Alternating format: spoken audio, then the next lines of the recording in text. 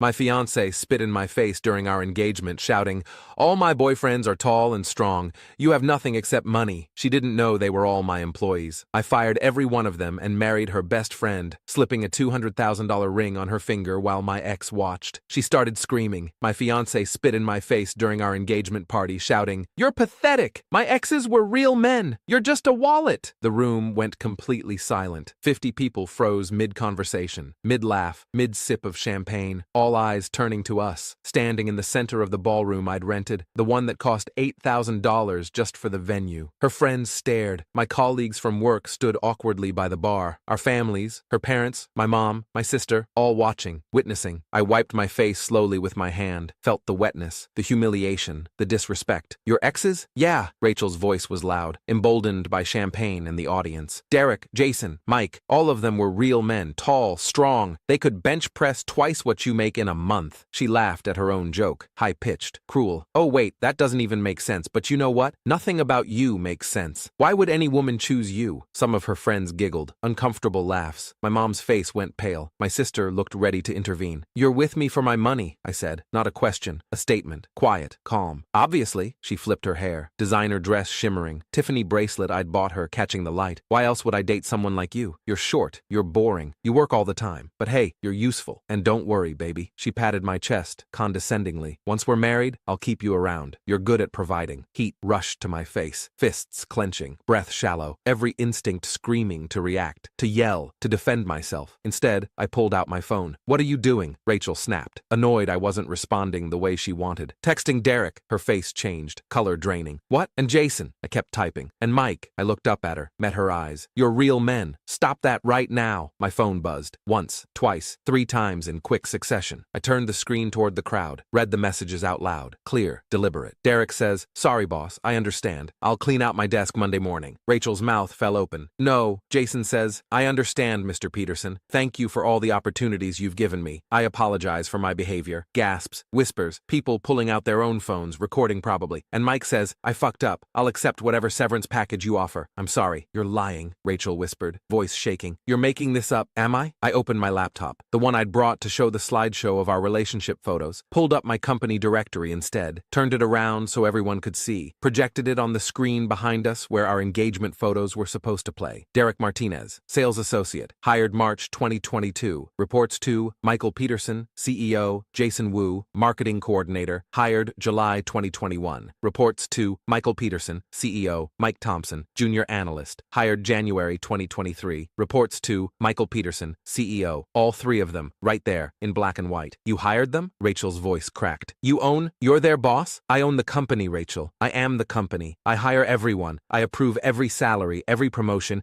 every termination." I closed the laptop slowly, including theirs. But they never said anything. They never mentioned. Because I told them not to. First day orientation. I meet with every new hire personally. I tell them I value privacy, that I don't want special treatment, that I want to be treated like anyone else in the office. I paused. "I wanted to see who you really were, what kind of person I was actually marrying. You showed me." Her best friend Emma stood up from a table near the back. I'd always liked Emma. She was quiet, kind, always asked how I was doing, always seemed uncomfortable when Rachel made jokes at my expense. "Rachel, what the hell is wrong with you?" Emma's voice cut through the murmurs. "Stay out of this, Emma," Rachel screamed. "No." Emma walked forward, calm but determined. "I'm done staying out of it. I'm done watching you treat him like garbage. I'm done listening to you brag about your plans." "Shut your mouth. She's been sleeping with all 3 of them," Emma said directly to me, voice steady. "At the same time, for months. She told me last week she was planning to divorce you after 1 year, take half of everything. She called it the payday." The room exploded, shouts, gasps. Rachel's mother stood up. "Rachel Marie Thompson, it's not true. Emma's lying. She's jealous. She's always been jealous of me." Rachel was panicking now, voice shrill. "I have the texts," Emma said calmly. She held up her phone. "You sent me screenshots, Rachel. Remember, you thought it was funny. You thought I'd think it was funny too." I looked at Emma, really looked at her for the first time. Not as Rachel's friend, not as a background character, as a person. She had warm brown eyes, a genuine expression. She was wearing a simple blue dress, no flashy jewelry, no pretense. "Can I see?" I asked quietly. She walked over, handed me her phone without hesitation. The texts were brutal, worse than I'd imagined. Rachel calling me an ATM. "He's so pathetic, it's actually funny. Just keeps throwing money at me. I could ask for a car and he'd buy it tomorrow." Planning her exit strategy. 1-year marriage, California law, community property. I'll walk away with millions and he'll be too humiliated humiliated to fight it, laughing about how stupid I was. He actually thinks I love him. Can you imagine? Me with him? I deserve so much better. My hands were shaking. I handed the phone back to Emma. I'm sorry, she whispered. I should have told you sooner, months ago, but she's been my best friend since high school. I kept hoping she'd change,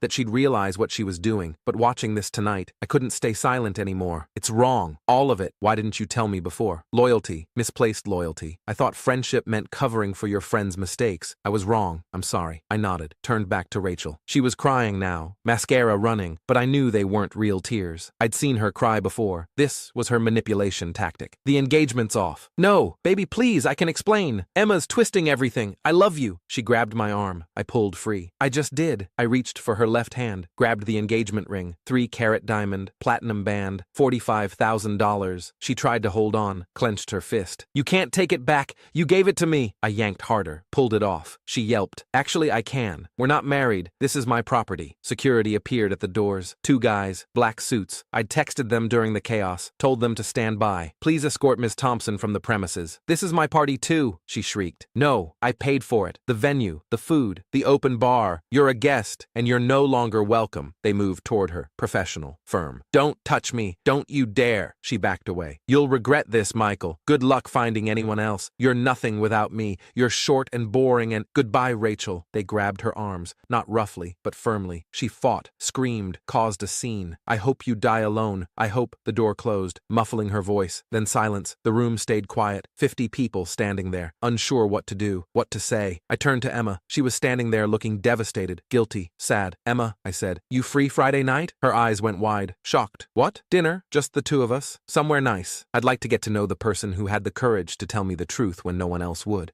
Yes, I'm free. She smiled. Small, genuine. I'd like that. Good. Wear something nice. Not for me, for you. Whatever makes you feel confident. My mom started clapping, then my sister. Then slowly, others joined. My colleagues, some of Rachel's friends who'd looked horrified during her outburst. The room filling with applause, not for the revenge, for the escape. 6 months later, I was back in that same venue, different party, Emma's 30th birthday. I'd flown in her family from Seattle, her college friends from across the country, rented out the entire ballroom, hired a string quartet, open bar, 5-course meal, the works. Emma was radiant, happy, laughing with her sister. She'd changed my life in 6 months, made me remember what genuine affection felt like, what partnership meant, what respect looked like. I was about to give a toast when I saw her, Rachel. Somehow she'd gotten past security, or bribed someone, or snuck in. She was pushing through the crowd, hair bleached lighter, dress too tight, makeup too heavy, desperation in her eyes. I was already moving, pulling the small box from my pocket, getting down on one knee in the center of the room. Emma, I said, loud enough for everyone to hear, ignoring Rachel completely. You're the kindest, most genuine person I've ever met. You make me want to be better. You make me happy. Will you marry me? I opened the box. Platinum ring, 5-carat diamond, emerald cut, perfect clarity, $200,000. I'd spent weeks finding the perfect one. The room gasped. Emma's hands flew to her mouth, tears streaming. Yes, she sobbed.